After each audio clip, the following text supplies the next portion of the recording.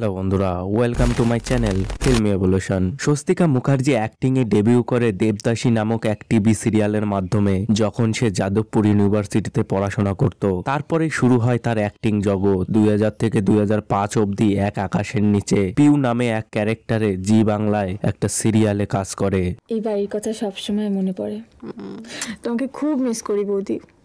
আমিও তোমাকে খুব মিস করি।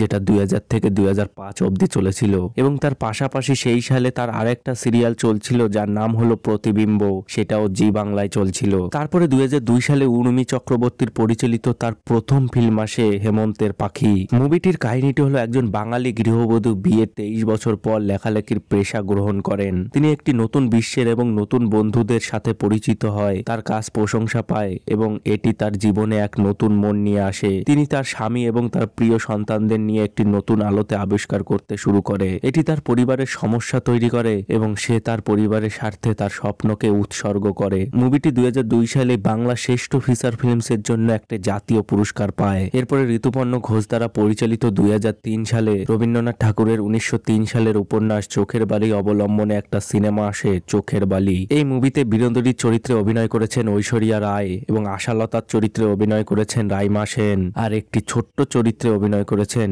স্বস্তিকা মুখার্জি। মুভিটি পরবর্তীতে হিন্দিতেও ডাব করা হয়েছিল। মুভিটির বাজেট ছিল 25 মিলিয়ন মানে 2.5 কোটি টাকা এবং বক্স অফিসে হিট হয়েছিল। এরপরে 2003 সালে রবি কিনাগির দ্বারা পরিচালিত একটা উড়িয়া মুভি আসে সোনা শাখালি।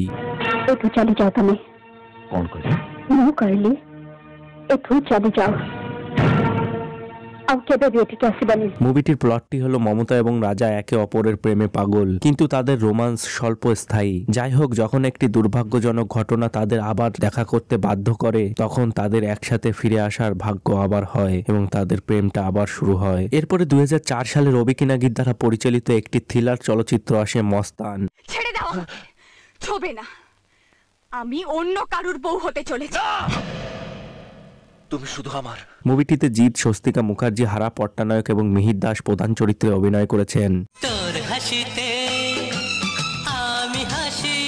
এটি ছিল অক্ষয় কুমার, করিশ্মা কাপুর এবং শিল্পা শেট্টির অভিনীত 1999 সালের বলিউড সিনেমা জওয়ানের এক আনুষ্ঠানিক রিমেক। মুভিটি বক্স অফিসে ভালোই ব্যবসা করেছিল, কিন্তু সমালোচকদের কাছে এটি নেতিবাচক পর্যালোচনা পেয়েছিল। এরপরে 2005 সালে আসে মন্ত্র মুভি। এই মুভিতে বিশ্বজিৎ চক্রবর্তী, সব্যসাচী চক্রবর্তী, লকেট চ্যাটার্জি, সৌমিত্র চ্যাটার্জি, রজতাভ দত্ত, সমিত গাঙ্গুলি, স্বস্তিকা মুখার্জি এবং বিনয় শর্মা প্রধান চরিত্রে অভিনয় করেছেন। মুভিটার ব্যাপারে অত কিছু জানা যায়নি, কিন্তু ফুল মুভিটা ইউটিউবে অ্যাভেলেবেল আছে, তোমরা গিয়ে দেখে আসতে পারো। তারপরে 2006 সালে প্রভাত রায়ের পরিচালিত একটি মুভি আসে প্রিয়তমা। মুভিটিতে জিৎ, স্বস্তিকা মুখার্জি, রজতাভ দত্ত, বিশ্বজিৎ চক্রবর্তী প্রধান চরিত্রে অভিনয় করেছেন। দুপুরবেলা স্টুডিওর খাবার ছেড়ে চলে এলো চাইনিজ, জলের বদলে লস্যি, কোল্ড ড্রিঙ্ক, সিরিয়ালের ছোটখাটো। এবং সেই সালে তার পাশাপাশি আরেকটা মুভি মুক্তি পায় বীরেশ চ্যাটার্জির পরিচালিত সাথীহারা।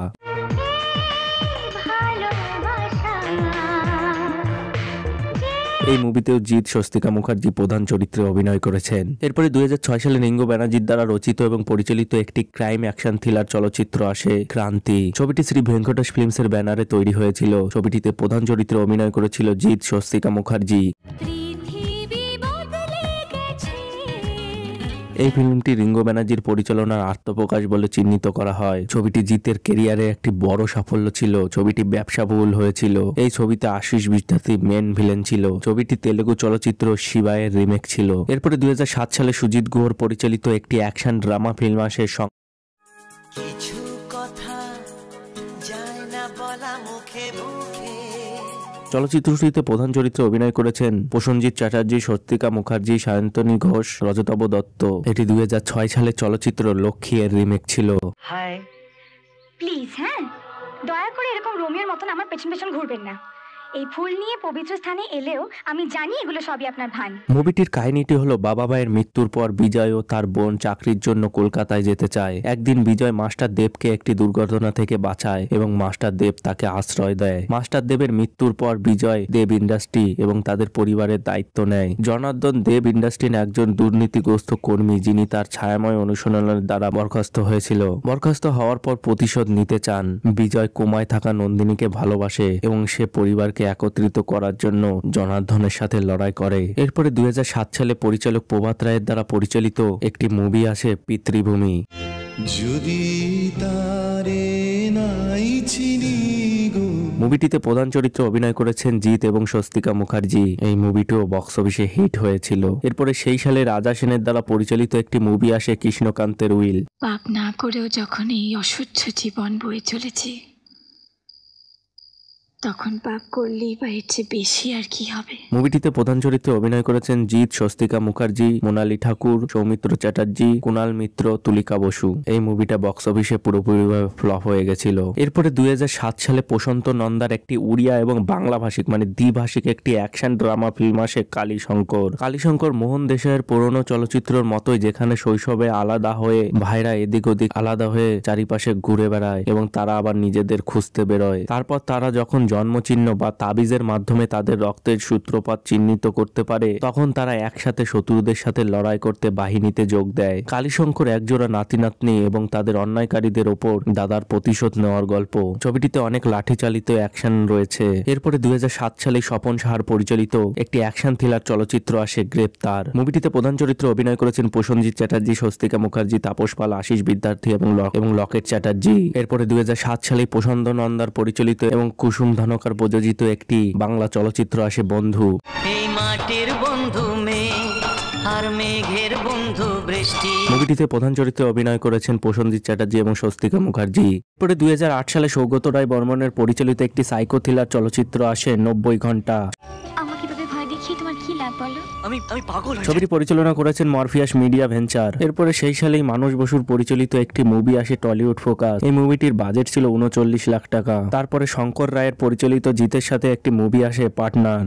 প্রিয়া প্রিয়া তুমি প্রিয়া। এই মুভিটা মোটামুটি বক্স অফিসে ভালোই চলেছিল। এরপরে সেই সালেই বাবু রায়ের পরিচালিত একটি মুভি আসে শিবাজি। এই মুভিতে প্রধান চরিত্রে অভিনয় করেছিল প্রসেনজিৎ, তাপস পাল, রঞ্জিত মল্লিক এবং স্বস্তিকা মুখার্জি। তোমার স্ত্রী হয়ে তোমার মতো একজন স্বামীর পরিচয় দিতে আমার লজ্জা করে। এরপরে মনোজ মিজগানের পরিচালিত একটি মুভি আসে হ্যালো কলকাতা। এরপরে 2009 সালে রাজ মুখার্জির পরিচালিত একটি মুভি আসে লক্ষ্যভেদ। আমাকে তোমার মাউথ অর্গানটা দাও না একটু। তুমি আবার জলে ফেলে দেবে না, ফেলবো কেন? মুভিটিতে প্রধান চরিত্রে অভিনয় করেছেন জয়, স্বস্তিকা মুখার্জি, রচনা ব্যানার্জি, তাপস পাল, সব্যসাচী, মনোজ মিত্র, খরাজ মুখার্জি, লোকেট, পুলকিত, নীল, কাঞ্চন মল্লিক এবং মনু মুখার্জি। এই মুভিটি প্রথমবারের মতো থাইল্যান্ডে শুট করা হয়েছিল। মানে এর আগে কোনো বাংলা মুভি থাইল্যান্ডে শুট করা হয়নি, এটাই প্রথম থাইল্যান্ডে শুট করা হয়েছিল। আমার কাছে ফিল্মের অ্যাক্টিং শিখেছে ঋত্বিক রোশন। মুভিটিতে 18 জন সদস্য ছিল যারা বালির মধ্যে ক্যাম্প করেছিল। এছাড়াও মুভিটি ইন্ডিয়ায় ইডেন গার্ডেন এবং কলকাতায় শুটিং করা হয়েছে। এরপরে 2009 সালে বুদ্ধদেব দাশগুপ্তর পরিচালিত রিলায়েন্স পিকচারের ব্যানারে একটি মুভি আসে জানালা বা দ্য উইন্ডো। ছবিটি সঙ্গীত রচনা করেছিলেন বিশ্বদেব দাশগুপ্ত। মুভিটি 2009 সালে 54তম এশিয়া প্যাসিফিক ফিল্ম ফেস্টিভ্যালে ছবিটি সেরা চলচ্চিত্রের খিতাব পায়। এরপরে 2009 সালেই বিরসা দাশগুপ্তর প্রথম ডাইরেক্ট করা চলচ্চিত্র আসে 033। আমি চাই এই 033 ব্যাংকটা হয়ে উঠুক 033 শহর। মুভিটিতে প্রধান চরিত্রে অভিনয় করেছেন রুদ্রনীল ঘোষ, পরমব্রত চট্টোপাধ্যায় এবং স্বস্তিকা মুখার্জি। এই 033 হলো কলকাতা শহরের এসটিডি কোড। এই গল্পটি ক্যারিয়ারের সুযোগের জন্য কলকাতার বাইরে তরুণদের অভিবাসন বৃদ্ধির মিতের ওপর ভিত্তি করে তৈরি করা হয়েছে।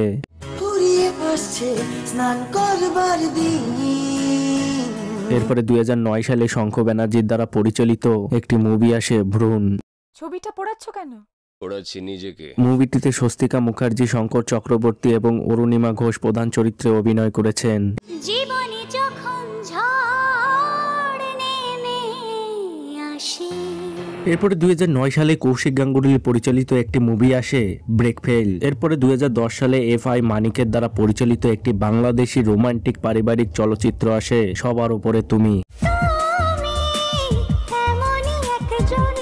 এতে প্রধান চরিত্রে অভিনয় করেছেন শাকিব খান, স্বস্তিকা মুখার্জি, ভিক্টর ব্যানার্জি, উজ্জ্বল, সুচরিতা। এই মুভিটি পরে ভারতে আমার ভাই আবার মন নামে রিলিজ করা হয়। এটি ভারত এবং বাংলাদেশের যৌথ প্রযোজনায় তৈরি হয়েছিল।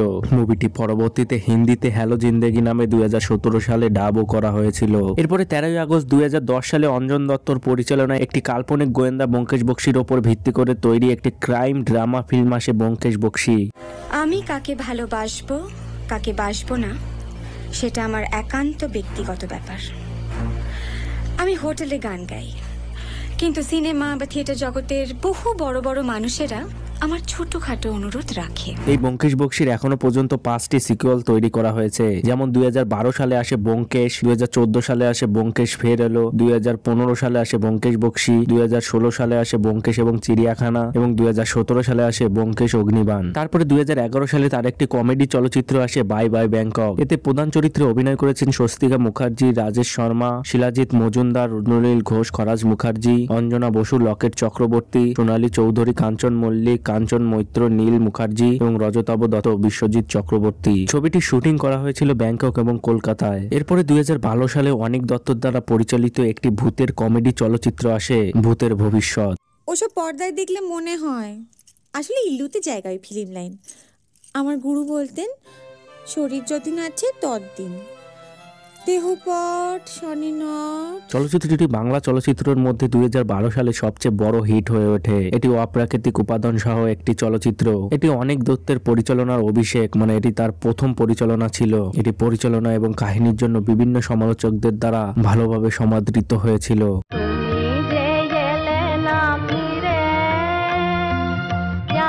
এরপরে 23শে মার্চ 2012 সালে অঞ্জন দত্তর পরিচালনায় আরেকটি গোয়েন্দা চলচ্চিত্র আসে আবার ব্যোমকেশ বক্সি। তারপরে সৌগত রায় বর্মনের পরিচালনায় একটি মুভি আসে তবে তাই হোক। এরপরে 27শে এপ্রিল 2012 সালে দেবাদিত্য বন্দ্যোপাধ্যায়ের পরিচালিত একটি মুভি আসে 8টা 8-এর বনগা লোকাল। রজতা, আমি প্রত্যেক দিন সকাল 8টা 8-এর বনগা লোকালে ট্রাভেল করি। কিছু ছেলে যারা রোজ মহিলাদের উত্ত্যক্ত করে তাদের বিরুদ্ধে রুখে দাঁড়ান এক নিত্যযাত্রী। এই সিনেমাটি 2011 সালে উত্তর 24 পরগনার বারাসাতের ইপটিজিং এবং হত্যার উপর কুখ্যাত একটি ঘটনার উপর ভিত্তি করে তৈরি করা হয়েছিল এই মুভিটি। এরপরে 2013 সালে সৃজিত মুখার্জির দ্বারা পরিচালিত একটি অ্যাডভেঞ্চার থ্রিলার ফিল্ম আসে মিশর রহস্য। 25টা ছবি তোলা বন্ধ করে, একটু ওভার অ্যাক্টিং হচ্ছে। তুমি তো বললে ভিড়ের সঙ্গে মিলেমিশে যেতে। হ্যাঁ বলেছিলাম, কিন্তু সেটা তুমি ওভার অ্যাক্টিং করছো না। দরকার ছিল তাই করলাম। যা সুনীল গঙ্গোপাধ্যায়ের দ্বারা নির্মিত কাকাবাবুর কাল্পনিক চরিত্রের উপর ভিত্তি করে তৈরি করা হয়েছে। এতে প্রধান চরিত্রে অভিনয় করেছেন প্রসেনজিৎ চ্যাটার্জি, ইন্দ্রনীল দাশগুপ্ত, স্বস্তিকা মুখার্জি, আরিয়ান ভৌমিক এবং আরো অনেকে। প্লটটি একটি হাইরোগ্লিফিক টেলারের চারপাশে ঘোরে, যা নায়ককে মিশর এবং পিরামিডের নিচে নিয়ে যায়। ফিল্মটি 2013 সালে সবচেয়ে বড় হিট একটি মুভি হয়ে ওঠে। মুভিটি বক্স অফিসে 7 কোটি টাকা ইনকাম করে, যেটা সুপারহিট হয়। দর্শক এবং সমালোচকদের কাছে এটি পজিটিভ রিভিউ পায় এবং তারপরে কাকাবাবু সিরিজের আরো 2টো সিরিজ আসে, যেখানে প্রথমে আসে ইয়তি অভিযান, যেটা 2017 সালে আসে। তারপরে আসে কাকাবাবুর প্রত্যাবর্তন, যেটা 2022 সালে মুক্তি পায়। এরপরে 2013 সালে মৈনাক ভৌমিকের পরিচালিত একটি মুভি আসে আমি আর আমার গার্লফ্রেন্ড। ছবিটির গল্পটি আবর্তিত হয়েছে 3 বাঙালি মেয়ের বন্ধুত্ব এবং তাদের সংসারকে ঘিরে। একজন ছিল একাডেমিক কাউন্সিলর, আরেকজন ছিল রেডিও জকি, এবং এই মেয়েদের গ্যাংকে নিয়ে এই মুভিটি তৈরি হয়েছিল। এরপরে 2013 সালে ঋতব্রত ভট্টাচার্যর পরিচালিত একটি মুভি আসে বসন্ত উৎসব। হোলি ভারতীয় উৎসব হলো এই চলচ্চিত্রটির পটভূমি। ছবিতে 5টি ভিন্ন গল্প রয়েছে। এরপরে 2013 সালেই মৈনাক ভৌমিকের পরিচালিত একটি বাংলা নাট্য চলচ্চিত্র আসে মাছ মিষ্টি অ্যান্ড মোর। ও তোমার মা বাবা কি এরকম কনজারভেটিভ নাকি যে ছেলের বউ বিদেশ থেকে এসেছে বলে একদম মাথায় ঘোমটা দিয়ে শাড়ি পরে যেতে হবে? এটি আজকের বাঙালি প্রজন্মকে নিয়ে একটি কমেডি চলচ্চিত্র। এই ছবি গানের কথা লিখেছেন ঋতুপর্ণ ঘোষ। মুভিটির বাজেট ছিল 80 লাখ টাকা। এরপরে 1 মার্চ 2013 সালে অরিন্দম শীলের পরিচালনায় একটি মুভি আসে আবর্ত। এই চলচ্চিত্রটি হবে সত্যজিৎ রায়ের প্রতি সর্বশ্রেষ্ঠ শ্রদ্ধাঞ্জলি, যা এর আগে কখনো নির্মিত হয়নি। এই মুভিতে স্বস্তিকা মুখার্জির শুধুমাত্র একটা গান ছিল। এরপরে রাজ মুখার্জির দ্বারা পরিচালিত 2013 সালে একটি মুভি আসে রূপ তোমায় ভোলাবো না। হিরো হবার ভূতটা আবার মাথায় নাড়াচাড়া দিয়ে উঠেছে না? এটি একজন তারকা অভিনেত্রী এবং তার মেয়েকে ঘিরে তাদের মানসিক দ্বন্দ্ব প্রতিফলিত করেছে। চলচ্চিত্রটিতে ঋতু চরিত্রে অনন্যা সরকার, কাবেরী চরিত্রে স্বস্তিকা মুখার্জি এবং সানির চরিত্রে শান সহ একটি সম্বন্ধিত কাস্ট রয়েছে। এতে ইন্দ্রজিৎ এবং সৌমিত্র চ্যাটার্জি চরিত্রে অভিনয় করেছেন কৌশিক সেন। এরপরে 2014 সালে মৈনাক ভৌমিকের পরিচালিত একটি মুভি আসে অন টেক। যে পাবলিক একটা ভিডিও ক্লিপ দেখে একজন অভিনেত্রীর চরিত্র বিশ্লেষণ করতে শুরু করে দেন, তাদের কৈফিয়ত দেবো কেন? অভিনেত্রী দোয়েলের অন্তরঙ্গ দৃশ্য তার একটি বিদেশি চলচ্চিত্র থেকে ইন্টারনেটে ফাঁস হয়ে যায়, যা একটি পাবলিক স্ক্যান্ডালে পরিণত হয়। ফলস্বরূপ তিনি ভারতীয় সমাজের রক্ষণশীল অংশের ক্রোধের মুখোমুখি হয়। তারপরে 2014 সালে মৈনাক ভৌমিকের পরিচালিত আরেকটা মুভি আসে, কলকাতা কলিং। মুভিটির কাহিনীটি হলো বিভিন্ন পটভূমির লোকেরা তাদের পরিবার এবং সামাজিক চাপ মোকাবেলা করার চেষ্টা করার সাথে সাথে বিশ্বে তাদের চিহ্ন তৈরি করার জন্য সংগ্রাম করে। এরপরে 2014 সালে সৃজিত মুখার্জির দ্বারা পরিচালিত একটি বাংলা সঙ্গীত নাট্য চলচ্চিত্র আসে, জাতিস্বর।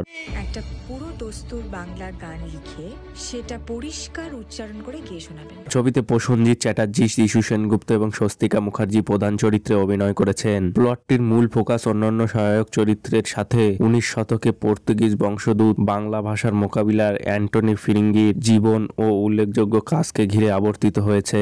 গল্পের সময়সীমা দুটি ভিন্ন সময়ে ঝাঁপিয়ে পড়ে, 19 শতক এবং বর্তমান দিন মানে 2013-তে। জাতিস্বরের সঙ্গীত রচনা করেছেন কবির সুমন। ছবিটি 61তম ন্যাশনাল অ্যাওয়ার্ড 4টি অ্যাওয়ার্ড জিতেছে এবং রয়্যাল স্টেজ মির্চি মিউজিক অ্যাওয়ার্ডে 7টি অ্যাওয়ার্ড জিতেছে। জিতবেই না কেন, মুভিটিতে 23টি গান ছিল, যেটা একটা অসাধারণ ব্যাপার। তুমি কেমন, তুমি চোখের তারায় আয়না ধরো। এরপরে 2015 সালে দিবাকর ব্যানার্জির পরিচালিত একটি হিন্দি ভাষী রহস্য অ্যাকশন থ্রিলার চলচ্চিত্র আসে, গোয়েন্দা ব্যোমকেশ বক্সী। आपका सच मेरा एक सिगरेट भी नहीं खरीद सकता ब्যোমকেশ বাবু। গল্পটি বাঙালি লেখক শরদিন্দু বন্দ্যোপাধ্যায়ের তৈরি কাল্পনিক গোয়েন্দা ব্যোমকেশ বক্সীর ওপর ভিত্তি করে তৈরি করা হয়েছে। ছবিতে অভিনয় করেছেন সুশান্ত সিং রাজপুত, আনন্দ তিওয়ারি, নীরজ কবি এবং স্বস্তিকা মুখার্জি। এটি সমালোচকদের কাছ থেকে ইতিবাচক পর্যালোচনা পেয়েছে। যাই হোক, এটি একটি বাণিজ্যিক ব্যর্থতা ছিল। মুভিটির বাজেট ছিল 35 কোটি টাকা। মুভিটি বক্স অফিসে 34.68 কোটি টাকা কালেকশন করে ফ্লপ হয়ে যায়। এবং আরেকটি ব্যাপার হলো, এই মুভিটি সুশান্ত সিং রাজপুতকে নিয়েই তারা আরেকটা সিকুয়াল তৈরি করার কথা ভাবছিল, কিন্তু যেহেতু সুশান্ত সিং রাজপুতের মৃত্যু হয়ে গেছে তাই এই মুভিটি স্থগিত করা হয়েছে। এরপরে 2015 সালে অনিন্দম শীলের পরিচালনায় একটি রহস্য থ্রিলার চলচ্চিত্র আসে, এবার শহর। ছবিটি শরদিন্দু বন্দ্যোপাধ্যায়ের গোয়েন্দা গল্প রয়ডউইন থেকে নেওয়া হয়েছে। মুভিটির বাজেট ছিল 1.40 কোটি টাকা এবং বক্স অফিসে 2.88 কোটি টাকা কালেকশন করে হিট হয়। এরপরে সেই সালে সুমন মুখোপাধ্যায়ের পরিচালিত একটি মুভি আসে, the last poem. Finally, after 7 years. Bar at law. চলচ্চিত্রটি অক্সফোর্ড শিক্ষিত ব্যারিস্টার অমিত রায়ের প্রেমের গল্পর বর্ণনা করে, যা উগ্র বুদ্ধিপ্রীতিকতা সব ধরনের ঐতিহাসিক বিরোধিতা করে নিজেকে প্রকাশ করেন। তিনি একটি গাড়ি দুর্ঘটনায় লাবণ্যের সাথে দেখা করেন এবং শিলংয়ে কুয়াশাচ্ছন্ন পাহাড়ে একটি রোমান্স তৈরি হয়। লাবণ্য অমিতের নিজের নিমজ্জিত আন্তরিক গভীরতা প্রকাশ করে, যার সাথে সে কষ্ট করে মানিয়ে নেয়। সংগ্রাম তাকে কৌতূহলভাবে করুণ ব্যক্তিত্ব করে তোলে। মেয়েটির ট্র্যাজেডি বুঝতে পারে, তাকে তার ট্রুথ থেকে মুক্তি দেয় এবং তার জীবন থেকে অদৃশ্য হয়ে যায়। এরপরে সেই সালে তার আরেকটা মুভি আসে, অনুব্রত ভালো আছো। মুভিটির কাহিনীটা হলো, অনুব্রত ও তার অসুস্থ স্ত্রী অনিবার্য মৃত্যুর সাথে প্রতিদিনের মুখোমুখি হওয়ায় তাকে শক্ত করে। পরিস্থিতি বদলে যায় যখন তিনি জয়ার সাথে দেখা করেন, একজন মহিলা যার স্বামী একই হসপিটালে অসুস্থতার সাথে লড়াই করছেন। এরপরে প্রীতম গুপ্তর পরিচালিত একটি থ্রিলার চলচ্চিত্র আছে, সাহেব বিবি গোলাম। জয়া, উইকেন্ডে কি করলি? কি আবার করবো? বাড়িতে ছিলাম।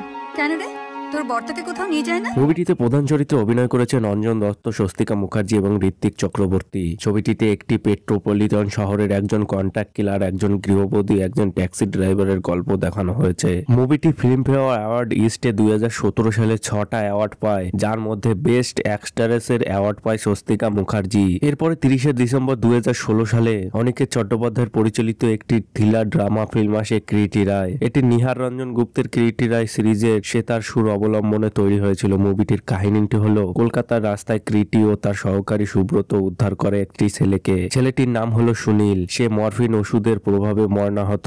এই সুনীলের সাথে কিছুকাল আগে বাসুবী নামে একটি মেয়ের হত্যার রহস্যের যোগসূত্র খুঁজে পায় কৃতি। বাসুবীর বিয়ে ঠিক হয়েছিল ব্রজেশ্বর বলে একটি যুবকের সাথে। বিবাহের আগেই বাসুবীর খুন হয়ে যায়। এরপরে কৃতি তদন্তে নামে। এরপরে 2017 সালে অঞ্জন দত্তর দ্বারা পরিচালিত একটি ডিটেকটিভ থ্রিলার চলচ্চিত্র আসে, ব্যোমকেশ ও অগ্নিবাণ। মুভিটিতে ব্যোমকেশ বক্সী চরিত্রে যিশু সেনগুপ্ত অভিনয় করেছেন। এটি শরদিন্দু বন্দ্যোপাধ্যায় রচিত অগ্নিবাণ ও উপসংহারের গল্পের সংকলনের উপর ভিত্তি করে তৈরি করা হয়েছে। এটি অঞ্জন দত্তর ব্যোমকেশ বক্সী সিরিজের 6ষ্ঠ কিস্তি। ব্যোমকেশ ও চিড়িয়াখানার সিকুয়াল হিসাবে কাজ করে। তারপরে নেটফ্লিক্সে তার একটা মুভি আসে, অসমাপ্ত।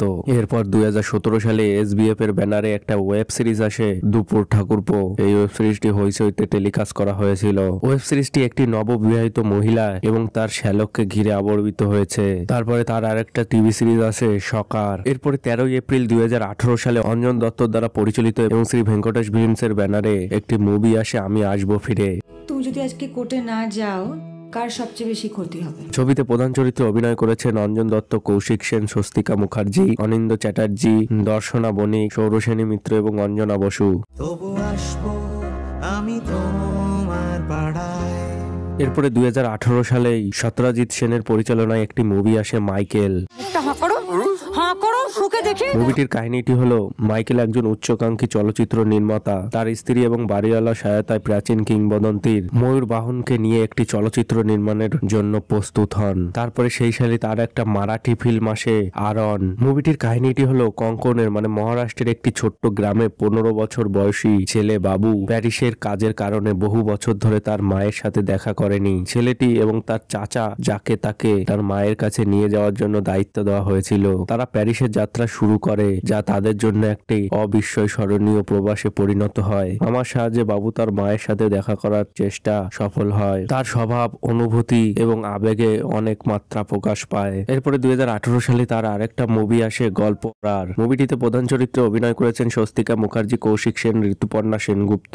এরপরে 2019 সালে অনিক দত্তর পরিচালিত একটি কমেডি চলচ্চিত্র আসে ভবিষ্যতের ভূত। একই ধরনের বিষয় থাকা সত্ত্বেও অনিক দত্ত বলেন যে এটি তার চলচ্চিত্র ভূতের ভবিষ্যতের সিকুয়াল নয়, এটি একটা আলাদা গল্প। এরপরে নবগতা পরিচালক সুদীপ্ত রায়ের পরিচালিত একটি বাংলা ইংরেজি ভাষী হুডনি ড্রামা ফিল্ম আসে কিয়া এবং কসমস। গল্পটি 15 বছর বয়সী কিয়াকে অনুসরণ করে, যে তার একক মায়ের সাথে থাকে এবং কসমস নামে একটি আশেপাশের বিড়াল হত্যার তদন্ত করতে কলকাতা থেকে কালিম্পং পর্যন্ত তার যাত্রা শুরু করে। মুভিটি মার্ক হার্ডনের the curious incident of the dog in the night time উপন্যাসের উপর ভিত্তি করে তৈরি করা হয়েছে। এরপরে 2019 সালে সৃজিত মুখার্জির দ্বারা পরিচালিত একটি ড্রামা ফিল্ম আসে শাহজাহান রিজেন্সি। আচ্ছা, আপনি কি জেনারেলি মহিলাদের দেখে এরকমই টেনশন করেন, না আমি হস্টেস বলে আপনার মধ্যবিত্ত রুচিশীল বড় হয়ে ওঠা আপনাকে তোতলাতে বাধ্য করছে?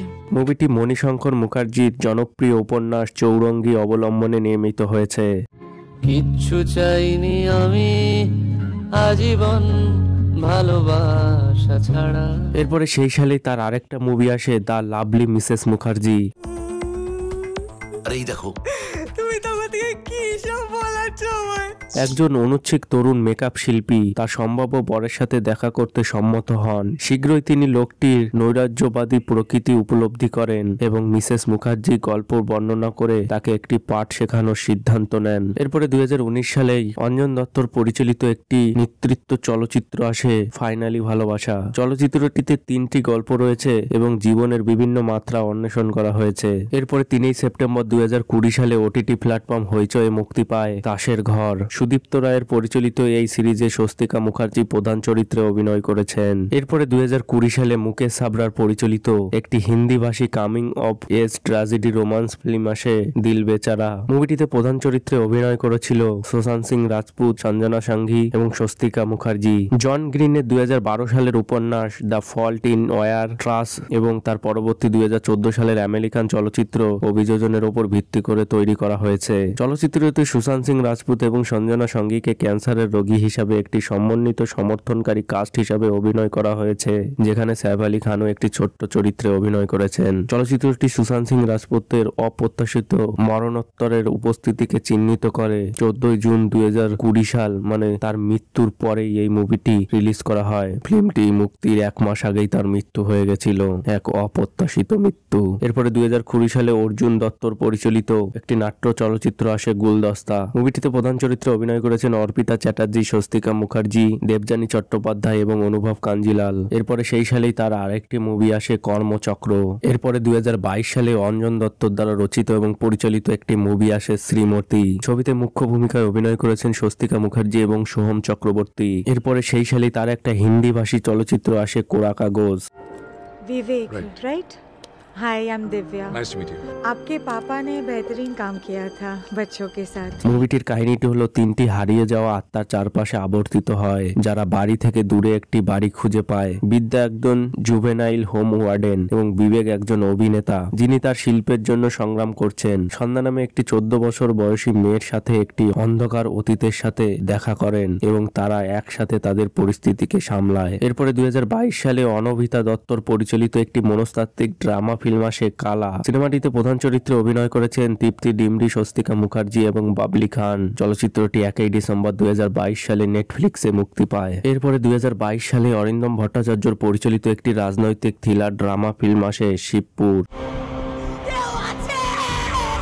মুভিটিতে প্রধান চরিত্রে অভিনয় করেছেন পরমব্রত চ্যাটার্জি, স্বস্তিকা মুখার্জি, মমতা শঙ্কর এবং খরাজ মুখার্জি। এরপরে 2023 সালে সুধাংশু রায়ের রচিত এবং পরিচালনায় একটি স্পোর্ট ড্রামা ফিল্ম আসে লাভল। মুভিটিতে কে মেনন, শ্রীসরা, স্বস্তিকা মুখার্জি, সুমিত আরোরা, অর্ক জৈন, দীপ রম্ভিয়া এবং মাজেল ব্যাস প্রধান চরিত্রে অভিনয় করেছেন। ছবিটি প্রাথমিকভাবে প্রেক্ষাগৃহে 25 আগস্ট 2023 মুক্তি পাওয়ার কথা ছিল, কিন্তু যাই হোক কোনো কারণে এটি পিছিয়ে তার 1 সপ্তাহ পরে 1 সেপ্টেম্বর 2023 রিলিজ করা হয়। এরপরে 2024 তার দুটো মুভি আসতে চলেছে, দুর্গাপুর জংশন এবং টেক্কা। তো ব্যাস বন্ধুরা, আজকে এই পর্যন্ত। ভিডিওটা কেমন লাগলো কমেন্ট বক্সে অবশ্যই জানিয়ে দিও এবং ভিডিওটা একটুও ভালো লেগে থাকলে তার পাশাপাশি একটা লাইক করে দিও। খুব শীঘ্রই ফিরছি এক নতুন ভিডিও নিয়ে। পরেরটা হয়তো একটু দেরিও হতে পারে, কারণ পরেরটা এক পুরনো অ্যাক্টরকে নিয়ে ফিরছি যার অনেক ফিল্ম, যেগুলো স্ক্রিপ্ট লিখতে তো অনেক দিন লেগে যাবে। দেখা যাক, খুব শীঘ্রই আনার চেষ্টা করছি। আর তোমরা কমেন্ট বক্সে গেসও করতে পারো কার এভলিউশন ভিডিও আসতে চলেছে নেক্সট ভিডিওতে।